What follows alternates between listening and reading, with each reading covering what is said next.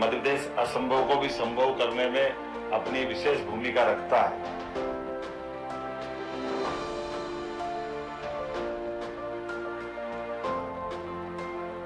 बुंदेलखंड के विकास को। नमस्कार, आप देख रहे हैं हमारी खास पेशकश इन्वेस्ट इन बुंदेलखंड और आपके साथ मैं हूं महेंद्र विश्वकर्मा। जी हां, सागर में कॉन्क्लेव, वो भी रीजनल कॉन्क्लेव। मुख्यमंत्री डॉक्टर मोहन यादव 27 सितंबर को सागर में रीजनल इंडस्ट्रीज कॉन्क्लेव का उद्घाटन करेंगे। एक दिन ये कॉन्क्लेव होगी और कई उद्योगपति देश से तो आएंगे ही, लेकिन विदेशों से भी उद्योग घराने के लोग वहां मौजूद रहने वाले हैं। तो हम कह सकते हैं कि बुंदेलखंड के चहुमुखी विकास के लिए सरकार प्रतिबद्ध है और जैसा कि डॉक्टर मोहन यादव ने ये शुरुआत की है रीजनल इंडस्ट्रीज कॉन्क्लेव की, उसी कड़ी में सागर में भी रीजनल कॉन्क्लेव होना है और इस रीजनल कॉन्क्लेव से बुंदेलखंड की एक नई तस्वीर उभर कर सामने आने वाली है। विकास के एक नए आयाम छूने वाला है बुंदेलखंड और बुंदेलखंड में जिन पहलुओं पर चर्चा होगी या जिन मुद्दों पर बात होगी या जिन विकास कार्यों पर मोहर लगेगी वो देखने लायक होगा, क्योंकि बुंदेलखंड काफी सालों से उपेक्षित माना जाता है और इस बार एक नई पहल के तहत डॉक्टर मोहन यादव की सरकार ने एक नई कड़ी जोड़ी है, एक नया आयाम जोड़ा है रीजनल कॉन्क्लेव का। तो देश विदेश के उद्योगपति इस निवेशक सम्मेलन में आएंगे। एमएसएमई के सेक्टर पर भी बात होगी। सबसे अहम बात है, यहाँ देश और विदेश से करीब 4500 से ज्यादा लोग पहुंचने वाले हैं और इस आयोजन में अलग अलग सेक्टर के 60 से अधिक उद्योगपति इस कॉन्क्लेव का हिस्सा बनेंगे। यह जो आयोजन है उसका उद्घाटन डॉक्टर मोहन यादव करेंगे। उद्यमियों से चर्चा करेंगे, 1 to 1 कर निवेश की संभावनाएं तलाशेंगे बुंदेलखंड में। और बुंदेलखंड में यदि बात करें हम तो खनिज, पर्यटन, नवकरणीय ऊर्जा, आईटी, टेक्सटाइल, डाटा सेंटर के क्षेत्र में निवेश की अपार संभावनाएं हैं। एक जिला एक उत्पाद पर भी सरकार गंभीर है और इस दिशा में भी काफी प्रयास किए जा रहे हैं। तो निश्चित तौर से बुंदेलखंड क्षेत्र में खनिज, पर्यटन, नवकरणीय ऊर्जा के साथ साथ देखिए पेट्रोकेमिकल, बीना रिफाइनरी एक बड़ा उदाहरण है। प्लास्टिक खाद्य प्रसंस्करण, डेयरी, फर्नीचर निर्माण में बुंदेलखंड का कोई सानी नहीं है। विदेशों में भी फर्नीचर निर्यात होता है इस क्षेत्र से। तो ऐसे कुटीर उद्योग, लघु उद्योग, फूड प्रोसेसिंग यूनिट लगाने के लिए तो निश्चित तौर से बहुत सारी अपार संभावनाओं से भरा हुआ है मध्य प्रदेश। और मध्य प्रदेश का बुंदेलखंड अब जो है निवेश के लिए तैयार है और इंतजार है, सिर्फ उद्योगपतियों का इंतजार है कि आप आइए, खुले मन से बुंदेलखंड में निवेश कीजिए। तो मुख्यमंत्री की मंशा है सभी रीजन में अलग अलग निवेश आए और इन निवेश से कितनी संभावनाएं बुंदेलखंड में प्रबल होंगी और बुंदेलखंड कैसे विकास के नए आयाम छुएगा, इस पर हम आज बात करेंगे। और हमारे साथ कुछ खास पैनलिस्ट हैं। परिचय आपसे कराते हैं बुंदेलखंड माटी के सपूत कहें उन्हें, बुंदेलखंड के जो एक यशस्वी नेता कहें, हरिशंकर खटीक जी जो भाजपा से हैं, पूर्व मंत्री भी रहे हैं, वर्तमान विधायक भी हैं, संगठन में बड़े पद पर हैं, वो हमारे साथ जुड़े हुए हैं, प्रदेश महामंत्री हैं वर्तमान में भाजपा के और बुंदेलखंड के नेता हैं। तो रविंद्र व्यास जी वरिष्ठ पत्रकार हैं, बुंदेलखंड से ही हमारे साथ हैं, जुड़े हुए हैं। दीपेश जैन एक्सपर्ट के तौर पर हमारे साथ स्टूडियो में मौजूद हैं, हमारे सहयोगी हैं। तो निश्चित तौर से आज बुंदेलखंड की बात होगी तो शुरुआत हरिशंकर खटीक जी आपसे ही करेंगे। क्या बुंदेलखंड अब जो जैसे कहते हैं ना कि फ्यूचर रेडी मध्य प्रदेश, तो फ्यूचर रेडी बुंदेलखंड है अब? सबसे पहले महेंद्र जी, हम आपको बहुत बहुत धन्यवाद देते हैं कि आपने हमारे सागर संभाग के लिए और जो औद्योगिक नीति निवेश विभाग के माध्यम से जो सागर में इन्वेस्टर मीट होने के लिए जा रही है, वो हम लोगों के लिए, पूरे बुंदेलखंड वासियों के लिए एक सौभाग्य और खुशी का दिन है कल का। और हमें पूरा विश्वास है कि टीकमगढ़ जिले के लिए, निवाड़ी जिले के लिए और इसके साथ सागर और पन्ना जिले के लिए और दमोह जिले के लिए अनेकों सौगातें इन्वेस्टर मीट के माध्यम से हमारी मिलेंगी। हम सबको जानकारी कि हमारे मध्य प्रदेश के मुख्यमंत्री डॉक्टर मोहन यादव जी अभी कुछ ही दिनों पहले कलकत्ता भी गए थे। कलकत्ता में उन्होंने जो पूर्वी क्षेत्र में कलकत्ता है वहाँ पर उन्होंने इन्वेस्टर मीट से संबंधित पूरी चर्चा भी की थी। चर्चा के साथ साथ उद्योगपतियों से कहा भी है कि आप हमारे क्षेत्र में आइए, मध्यप्रदेश की धरती पे आप आइए, आप राशि का इन्वेस्ट कीजिए। इन्वेस्टर करने के बाद हम आपको भूमि भी देंगे और जो सुविधाएं मध्यप्रदेश शासन की तरफ से मिल सकती हैं वो सुविधाएं देने के लिए हम देने का पूरा भरसक पूरा प्रयास करेंगे। तो हमारे वैसे खुशी की बात यह है कि मध्यप्रदेश के मुख्यमंत्री मध्यप्रदेश के हर संभाग में इन्वेस्टर मीट का आयोजन कर रहे हैं। जिन जिलों में युवा हमारे जो बेरोजगार हैं, जो भटक रहे हैं, पढ़ने के बाद उनको बेचारों को सर्विस नहीं लग पा रही है, हमें पूरा विश्वास है कि उनको सर्विस भी मिलेगी और सर्विस के साथ साथ ऐतिहासिक सौगातों के वो अपने घर परिवार का भरण पोषण भी करेंगे। वैसे बुंदेलखंड में पहले की अपेक्षा बहुत जबरदस्त तरीके से विकास हुआ। 2003 के बाद विकास की एक गति बढ़ी। ललितपुर सिंगरौली जैसी रेलवे लाइन हमारे टीकमगढ़ जिले की धरती पे आई और टीकमगढ़ से ललितपुर से टीकमगढ़ से खजुराहो तक ट्रेन चलने भी लगी है। तो आज हमारे सौभाग्य कि हम लोग बॉम्बे भी जाने लगे, दिल्ली भी जाने लगे और अब इंडस्ट्रियां वगैरह भी हमारे यहाँ पे आ रही हैं। हमारे सबको पता है कि हमारे बुंदेलखंड में नदियां भी हैं, एक और केन नदी, दूसरी ओर बेतवाजी, तीसरी ओर जामनी नदी और धसा नदी, ये कल नदियां बहती हैं, लेकिन इनका एक बूंद पानी नहीं मिलता था। लेकिन हम सौभाग्यशाली है कि नदियों पे अब डैम बनने का काम भी प्रारंभ होने जा रहा है। केन बेतवा लिंक जैसी सिंचाई परियोजना 44,605 करोड़ की हमारे देश के प्रधानमंत्री माननीय नरेंद्र मोदी जी ने अटल बिहारी वाजपेयी के सपने को साकार करने का काम किया है। एक और पानी की बात करें, अब निष्करण की बात है तो हमें पूरा विश्वास है कि हिंदुस्तान की धरती से हमारे इस बुंदेलखंड की धरती पर, मध्य प्रदेश की धरती पर एक से एक बड़े उद्योगपति हमारे क्षेत्र में आएंगे और हमें पूरा विश्वास है। सबको जानकारी है कि बुंदेलखंड में क्या मिलता है।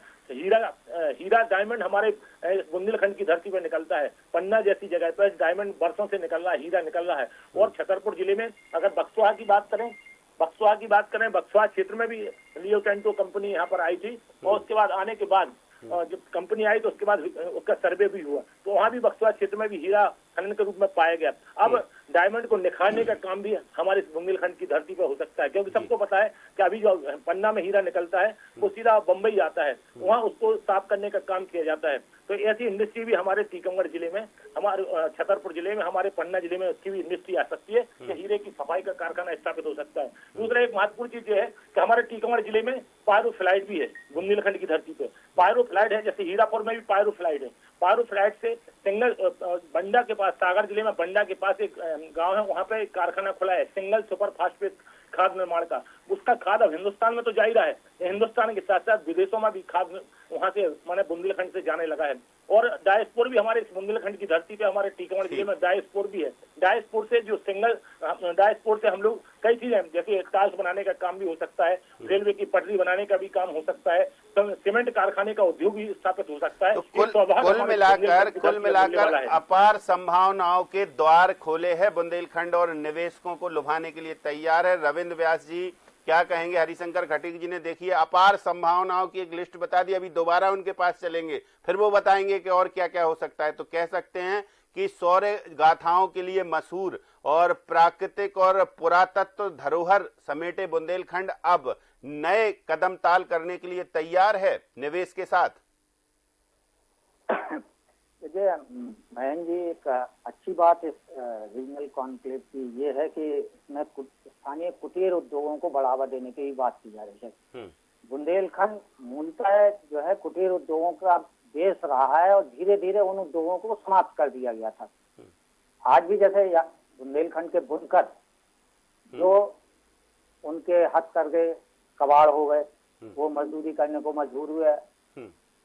इस तरह की जैसे बीड़ी उद्योग है, बांस का उद्योग है, ये तमाम सब ऐसे जो छोटे छोटे उद्योग हैं जो हर गांव में लोगों को रोजगार देते थे। जी। फर्नीचर उद्योग तो खैर आपने अपने उसमें भी जिक्र किया है कि बुंदेलखंड के फर्नीचर का कोई सानी नहीं है, इसमें कोई शक नहीं है। और इसको बता दें कि मध्य प्रदेश में जितने भी राज्यपाल आते हैं या कोई प्रमुख अधिकारी होते हैं, सेना के अधिकारी होते हैं, वो छतरपुर और बुंदेलखंड एरिया से ही फर्नीचर लेना पसंद करते हैं। मुख्य फोकस इसमें जो है वो बीना रिफाइनरी में जो एक बड़ा इंडस्ट्रियल हब पिछले दिनों जब प्रधानमंत्री ने उद्घाटन किया था उसका, तो वहाँ पे जो एक बड़ा हब बनाने की तैयारी है, उससे जो पेट्रोकेमिकल से संबंधित उत्पाद हैं उनको बढ़ाने की एक बड़ी श्रृंखला बनाने का कार्यक्रम शुरू हुआ। दरअसल बुंदेलखंड में बीड़ी के अलावा फर्नीचर, आयुर्वेदिक जड़ी बूटियां, माइनिंग का एक बड़ा केंद्र है, पर्यटन की दृष्टि से भी व्यास जी बहुत स्कोप है बुंदेलखंड में। देखिए खजुराहो से लेके पन्ना, पन्ना से लेके भीमकुंड, भीमकुंड से लेके तमाम ओरछा और बड़े बड़े राजाओं महाराजाओं की जुड़ी गाथाओं के साथ पुरातात्विक मंदिर और प्राचीन धार्मिक स्थल और रमणीक वातावरण। देखिए पन्ना टाइगर रिजर्व से लेके केन की वादियां, तो ये पर्यटन के क्षेत्र में भी अपार संभावनाएं समेटे है। क्या कहेंगे निवेशक? बेशक पर्यटन के क्षेत्र में अपार संभावनाएं समेटे है और इसको लेके कई बार ये डिस्कशन भी हुआ है कि एक टूरिस्ट सर्किल पूरा बनाया जाएगा जिसको यूपी और एमपी के बुंदेलखंड से जोड़ते हुए बनाया जाने की बात होती रही, पर वो बन अभी तक नहीं पाया है। और इसकी दिशा में अगर प्रयास किए जाएंगे तो एक लोगों को एक बड़े रोजगार की संभावना बनेगी। सिर्फ पर्यटन में महल और पुरातात्विक महत्व की चीजें ही नहीं, जो अभी हरिशंकर खटीक जी ने जल स्रोतों की बात की थी, ये भी एक बुंदेलखंड के लिए बड़ी सौगात है। और वाटर स्पोर्ट्स इस टूरिज्म के साथ अगर जोड़े जाते हैं, बिल्कुल खनिज की दृष्टि से आप देखिए व्यास जी, खनिज की दृष्टि से सबसे महंगा रत्न हीरा होता है और बुंदेलखंड में हीरे कितने पाए जाते हैं ये सबको मालूम है। पन्ना हीरों की खदानों के नाम से जाना जाता है। तो ऐसे बुंदेलखंड को महेंद्र जी इसमें एक हम चीज जोड़ दें, जैसे पन्ना के अलावा जो छतरपुर में रियो टिंटो ने शुरू किया था, उसके बाद वो एक दूसरी कंपनी को चला गया है, पर वो प्रोजेक्ट लगभग ठंडे बस्ते में। इसके अलावा हीरा की जो खोज की गई है उसमें टीकमगढ़ जिले में भी हीरा पाया गया है और दमोह में भी पाया गया है। तो अब कितने परसेंट में है इसकी भी इसके आगे मतलब इसमें संभावनाएं हैं, तलाशेंगे संभावनाएं। और मध्य प्रदेश सरकार बिल्कुल अब डायमंड को लेकर एक डायमंड पार्क बनने की बात जो है दिग्विजय सिंह के समय से चल रही है। देखिए अब सरकार कितना प्रयास करती है। चलिए दीपेश जैन जी हमारे साथ हैं। रविंद्र व्यास जी आप बने रहिए, हम आपके पास लौटेंगे।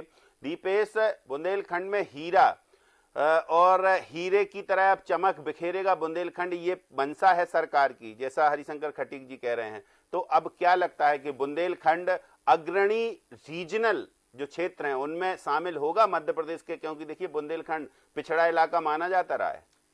देखिए सत्यनारायण की कथा में आखिर में कहा जाता है जैसे सेठ जी के दिन उनके परिवार के दिन फिरे वैसे सबके दिन फिरे। तो हमें लगता है बुंदेलखंड के दिन फिरने का वक्त आ गया है। एक बात, मुख्यमंत्री डॉक्टर मोहन यादव जितने विजनरी हैं, जो वो कॉन्सेप्ट लेकर के आए बहुत शानदार है। बुंदेलखंड में क्या क्या है ये दोनों बुंदेलखंडी पहले ही बता चुके हैं, तो मुझे ज्यादा कुछ कहने की जरूरत नहीं है। लेकिन जो सबसे ज्यादा ध्यान देने की जरूरत है वो ये है कि एक तो इन्वेस्टर्स जो देखिए अभी चौथी इन्वेस्टर समिट है ये, और ग्वालियर सबसे सफल रही जहां पर इन्वेस्टर्स ने बहुत ज्यादा इंटरेस्ट दिखाया, ठीक है।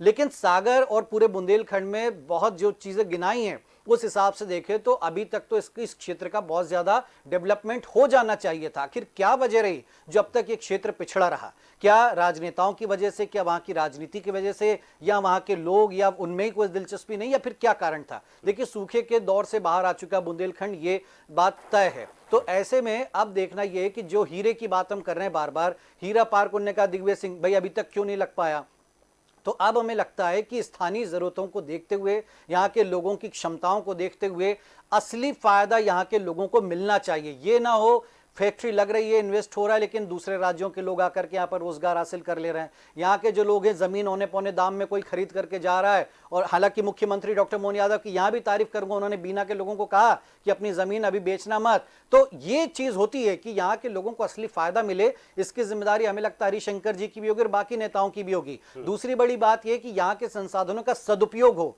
दुरुपयोग ना हो। यानी ये ना हो कि खनन हो रहा है, रियो टिंटो क्यों विवादों में घिरी, भाई गलत हो रहा था तभी दूसरे को जाना पड़ा। कहने का मतलब यह है कि बुंदेलखंड की जो संस्कृति है, परंपरा, वो बनी रहे। जैसे आज राजस्थान है, राजस्थान इसीलिए चल रहा है क्योंकि वहां की कला संस्कृति को ही देखने लोग आते हैं। तो बुंदेलखंड आधुनिकता के दौड़ में ना दौड़े, बल्कि वो अपनी संस्कृति कला बचाए रखते हुए, और अगर फिर यहाँ पर विकास दिखाता तब उसकी ज्यादा असली जो है बड़ी बात। जी बिल्कुल, ये अच्छी बड़ी बात कही हरिशंकर जी। देखिए बुंदेलखंड अपनी कला संस्कृति के नाम से जाना जाता है और सांस्कृतिक धरोहरें बुंदेलखंड में मिसाल बनी हुई हैं। ऐसे में लगता है कि अपनी संस्कृति के साथ, अपनी परिपाटी के साथ, अपनी जो उनकी जो विचारधारा है उसके साथ आधुनिकता की दौड़ में समाहित तो होगा, लेकिन सांस्कृतिक विरासत को संभाले हुए आगे बढ़ेगा। इसके लिए क्या बुंदेलखंड के कुछ ऐसे जो वहां की जो संस्कृति है उसको उभारने की दिशा में भी कोई कदम इन्वेस्टर समिट में देखने को मिलेगा?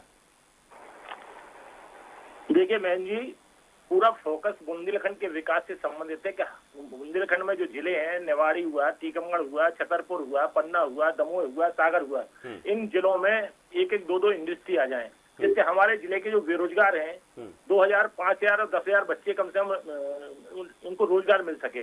और शर्त भी रहती है, अन्य जिलों में हमने भ्रमण किया, हमने पाया कि जैसे अनूपपुर जिला हुआ, वहाँ पे मोजर बियर का कारखाना है, तो 50% लड़के वहाँ के लगते हैं रोजगार से और 50% अन्य राज्यों के भी आ जाते हैं। ये सौभाग्य होता है कि हमारे जिले का नाम भी रोशन होता है, नाम के साथ साथ बेरोजगार भाइयों को काम भी मिलता है, काम के साथ साथ उनके घर परिवार का भरण पोषण भी होता है। क्योंकि आप सबको पता है कि बुंदेलखंड की तकदीर तस्वीर अब बदल रही है, तो बदलती हुई जा रही है। 2003 के बाद से आज बुंदेलखंड हमारा बहुत बदला है। और रही इंडस्ट्री की बात, तो हमें पूरा विश्वास है कि कल जो इन्वेस्टर मीट सागर में होगी, हमारी बात माननीय मुख्यमंत्री जी से भी हो गई है और अभी परसों मुख्यमंत्री जी से हमने अनुरोध भी किया था, हमारी बात हो गई है। और निश्चित टीकमगढ़ जिले के लिए, पूरे बुंदेलखंड के हर जिले के लिए कुछ ना कुछ मिलेगा और अच्छे से अच्छा मिलेगा। ये पूरा प्रयास मतपेश की भारतीय जनता पार्टी की सरकार कर रही है और हम सबका भी प्रयास है कि हमारे जिले में इंडस्ट्री आए। जैसे अब आपको पता होना चाहिए, छतरपुर जिले में हीरापुर है, हीरापुर सागर के कहलाता है, लेकिन वहाँ का पूरा वहाँ जा रहा है, क्या बोलते हैं गाँव पड़ता है भाई, जहाँ से खाद बनता है, बीना का जो कचरा निकलता है, बीना रिफाइनरी का, वो कचरा इकट्ठा कहाँ आता है? बंडा के पास में आता है एक गाँव, और हीरापुर से भी पहुँचता है। तो जो वहाँ पे पायरोफ्लाइट है, उस पायरोफ्लाइट से सिंगल सुपर फास्फेट का खाद बन रहा है। ये सौभाग्य है कि मतपेश में तो खाद जा ही रहा, लेकिन दिल्ली भी जा रहा, दिल्ली से विदेश भी जाने लगा। इतनी बड़ी इंडस्ट्री हमारे यहाँ मिला है। बीना रिफाइनरी का जो कारखाना है वो हमारा दुनिया में, माने देश में सबसे ज्यादा प्रसिद्ध कारखाना है और वो बढ़ते ही जा रहा है, उसका एक्सटेंशन होता ही चला जा रहा है। तो ये है कि जो बढ़ रहे हैं उनको बढ़ने का भी इसमें सौभाग्य मिलेगा उन कारखानों को। लेकिन जहाँ अभी शुरुआत नहीं हुई, क्योंकि सबको पता है कि औद्योगिक नीति निवेश विभाग का एक भी कार्यालय अपने सागर संभाग ही में नहीं है। ठीक बात। जिला उद्योग एवं व्यापार केंद्र तो है, लेकिन औद्योगिक नीति निवेश विभाग का एक कोई कारखाना भी नहीं है, वो क्या बोलते हो कार्यालय भी नहीं है। हाँ, हमने मतपेश की विधानसभा में, पिछली बार विधानसभा में प्रश्न के माध्यम से पूछा भी था, तो मतपेश के मुख्यमंत्री की तरफ से सम्मानीय मंत्री दिलीप अहरवाल ने जवाब दिया था कि इसके लिए हम लोग विचार करेंगे। लेकिन अब विचार का दिन आ गया है कि औद्योगिक नीति निवेश विभाग का कार्यालय भी हमारे सागर संभाग में होगा। इसको कैसे कहेंगे? देर आए दुरुस्त आए, देर हो गई या फिर ठीक समय है? हाँ, देर आए दुरुस्त है। लेकिन ये भी बात सही है कि हमारा जो बुंदेलखंड है, इसमें मूर्ति कला का, कांस्य पदक की, पीतल की मूर्तियां बनाने का, विश्व प्रसिद्ध मूर्तियां बनाने का भी काम यहीं पे होता है, कला के क्षेत्र में। दूसरा हम आपको बता दें, जो डायस्पोर है हमारे यहाँ निकलता है, इससे सीमेंट कारखाना भी हमारे यहाँ पे आ सकता है, टाइल्स बन सकती है। ये टाइल्स जो पत्थर यहाँ का निकलता है, अन्य राज्यों में जाता है, वहाँ से टाइल्स बन के हमारे मतपेश में आ रही है। तो हमारे लिए ये भी सौभाग्य हो सकता है कि जो इन्वेस्टर हैं उनसे हम लोग अनुरोध करेंगे, सरकार की तरफ से भी पूरा अनुरोध होगा कि हमारे यहाँ मेहमानों का स्वागत करने की पूरी बुंदेलखंड के हिसाब से तैयारी है। मेहमानों का स्वागत भी करेंगे, सम्मान भी करेंगे, और हम अपने टीकमगढ़ जिले के लिए, छतरपुर जिले के लिए, पूरे बुंदेलखंड के लिए, हरिशंकर जी जिले में कोई ना, हाँ एक सेकंड, पर्यटन के क्षेत्र की जो आप बात कर रहे थे, तो अभी परम पूज्य रावतपुरा सरकार महाराज जी के वहाँ पे छिपरी धाम में टीकमगढ़ जिले में माननीय मुख्यमंत्री का दौरा हुआ था, तो हम लोगों ने मांग की थी कि इसको सांस्कृतिक महोत्सव का कार्यक्रम भी यहाँ पर स्वीकृत किया जाए और पर्यटन के क्षेत्र में बिल्कुल आया जाए, मतलब धार्मिक पर्यटन को बढ़ावा मिलेगा। लेकिन अभी जो आप धर्म, एक और आपने बात की थी विरासत की बात, कि हमारी संस्कृति हमारी विरासत है, तो ये सौभाग्यशाली हम हैं कि बुंदेलखंड की धरती पर टीकमगढ़ जिले में महाराज छत्ताल का जन्म हमारी विधानसभा क्षेत्र में हुआ और महाराज छत्ताल का नाम दुनिया में जाना जाता है। लेकिन वहाँ पे कार्यक्रम नहीं होता, विरासत उनकी राजधानी छतरपुर जिले में रही, मऊसानिया, तो वहाँ कार्यक्रम होता है, लेकिन हमारे यहाँ नहीं होता है। तो उसके लिए भी हमारा पूरा प्रयास होगा कि सांस्कृतिक क्षेत्र में भी महाराज छत्ताल का कार्यक्रम, मेहमानों का स्वागत जो है बुंदेलखंडी रीति रिवाज से करने को तैयार है आप लोग? बिल्कुल होगा, क्यों नहीं होगा। हमारे मेहमान, हमारे बुंदेलखंड हमारी संस्कृति है। अब जो वहाँ पे जो कार्यक्रम होगा उसकी हमें प्लानिंग तो नहीं जानकारी, लेकिन हम सुबह से कल पहुंच जाएंगे वहाँ पर और वहाँ पर देखेंगे जो हमारी सरकार करेगी अच्छे से अच्छा करेगी। सरकार बुंदेलखंडी रीति रिवाज से ही करेगी स्वागत। चलिए रविंद्र व्यास जी, देखिए हरिशंकर खटीक जी ने सब कुछ स्पष्ट कर दिया कि कैसे आगे बढ़ेगा बुंदेलखंड और कैसे गढ़ा जाएगा अब नया बुंदेलखंड। उम्मीद करते हैं कि एक नए सपनों के अनुकूल बुंदेलखंड बने और यहाँ पे बेहतर उद्योग और रोजगार परक उद्योग स्थापित हों, साथ में कुटीर उद्योगों को बढ़ावा मिले। पहली बार ऐसा कॉन्क्लेव हो रहा है रविंद्र व्यास जी? आपके याद में कभी हुआ है ऐसा? नहीं, रीजनल इंडस्ट्रीज कॉन्क्लेव तो पहली बार हो रहा है। इसके पहले इंडस्ट्रियल कॉन्क्लेव होते थे, खजुराहो में भी हुआ था पहले, और बड़े बड़े उद्योगपति आए थे, तमाम सारी बातें हुई। इन्वेस्टर समिट हुई थी खजुराहो में। हाँ, लेकिन रीजनल जो प्रयोग है, ये डॉक्टर मोहन यादव का जो अभिनव प्रयोग है, इसके तहत निश्चित तौर से बुंदेलखंड अब आगे बढ़ने के लिए तैयार रहेगा। क्या उम्मीदें हैं आपको, कैसे देखेंगे पूरी कवायद को? बेशक इसके तहत आगे बढ़ेगा, और चूंकि बुंदेलखंड एग्रीकल्चर कृषि प्रधान क्षेत्र है और खनिज संपदा से परिपूर्ण है। और अभी एक छोटी सी बात हम आपको बता दें कि टीकमगढ़ के एक युवक ने एक जो आजकल नया वो चला है ऐप बनाने का, जिससे स्टार्टअप किया, उससे आज वो उसका जो है सेबी में रजिस्ट्रेशन भी हो गया और करोड़ों का वो काम कर रहा है केवल खाद्यान्न पदार्थों की क्रय विक्रय से। इससे टीकमगढ़ क्षेत्र में कई लोगों को रोजगार भी बढ़ा है, कुछ लोगों की आर्थिक स्थिति भी मजबूत हुई है। दीपेश जी कुछ कह रहे हैं। रविंद्र जी, अगर जी साथ में है तो हमें लगता है कि वहां पर केवल उद्योग निवेश, ये तो ठीक है, ये चीजें होंगी समय के साथ, लेकिन वहां के लोगों की सुविधाओं को ध्यान में रखते हुए दो चीजों पर हमें लगता है हरिशंकर जी को फोकस करना चाहिए। एक, मेडिकल सुविधाएं। आज भी जो बुंदेलखंड के लोग हैं उनको इलाज के लिए भोपाल इंदौर जाना पड़ता है। दूसरा, जो शिक्षा का क्षेत्र यानी कोचिंग इंस्टीट्यूट, जो पूरा कोटा जो इंदौर पे पूरा बर्डन है या भोपाल पे, तो अगर वहां के लोग वहीं शिक्षित दीक्षित होंगे, वहीं अच्छे स्कूल कॉलेज खुले या कोचिंग इंस्टीट्यूट खुले और दूसरा बड़े अस्पताल खुले, तो उसका मतलब ये नहीं कि वहीं इलाज, ये है उसका सबसे बड़ा फायदा है कि वहीं पर जो लोग 8-10 घंटे का समय निकाल करके इंदौर जाते हैं या भोपाल आते हैं, उनको कम से कम वहीं पर फैसिलिटी मिले। तो हमें लगता है हेल्थ के सेक्टर में और शिक्षा के सेक्टर में भी अगर वहां पर निवेश हो, तब ज्यादा वहां के लोगों को असली फायदा मिलेगा। हरिशंकर जी क्या कहेंगे? हेलो, आवाज साफ नहीं आ रही थी, हम सुन नहीं पाए। नहीं, दीपेश जी का कहना है कि शिक्षा के क्षेत्र में और हेल्थ के क्षेत्र में भी जरूर कुछ न बड़ा इन्वेस्ट होना चाहिए, क्योंकि बुंदेलखंड के लोगों को इलाज के लिए काफी दूर जाना पड़ता, चाहे भोपाल हो, झांसी हो या दूसरी जगह हो। देखिए, बुंदेलखंड के लिए एक सौभाग्यशाली है कि पहले 2003 के पहले पूरे मध्यप्रदेश की धरती पर 4 मेडिकल कॉलेज थे, तो आज 24 मेडिकल कॉलेज मध्यप्रदेश की धरती पर हो गए हैं। हम सौभाग्यशाली हैं कि सागर संभाग में हमारा मेडिकल कॉलेज चालू हो गया, इसके बाद पन्ना में मेडिकल कॉलेज स्वीकृत हो गया, इसके बाद टीकमगढ़ जिले में मेडिकल कॉलेज स्वीकृत हो गया, छतरपुर जिले का मेडिकल कॉलेज का काम चालू है। आखिर 6 जिले हैं, 6 जिलों में 4-4 जिलों में मेडिकल कॉलेज सैंक्शन हो रहे हैं, और भारत सरकार का तो पूरा प्रयास है कि मध्यप्रदेश के हर जिलों में, हिंदुस्तान के हर जिले में एक मेडिकल कॉलेज खुलना चाहिए। सरकार ने दृढ़ संकल्प किया है।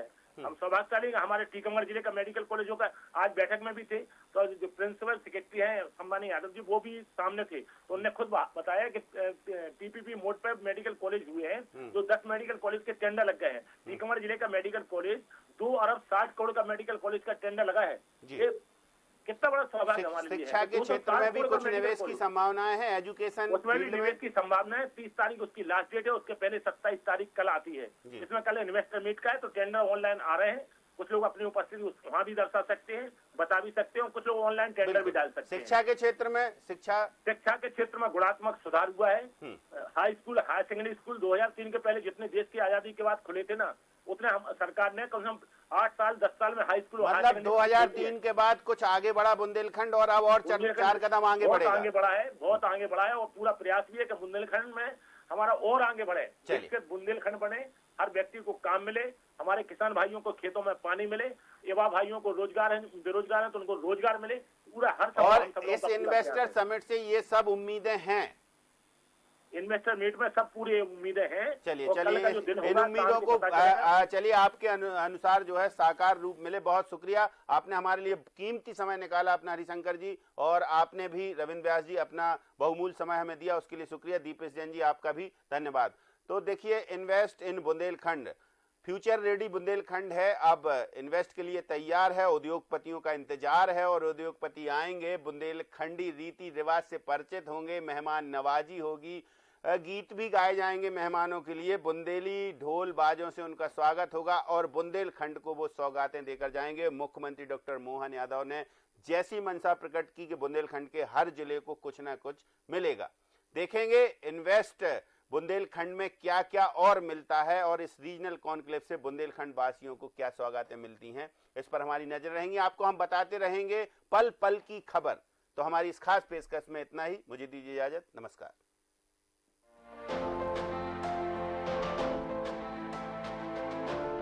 मध्य प्रदेश असंभव को भी संभव करने में अपनी विशेष भूमिका रखता है।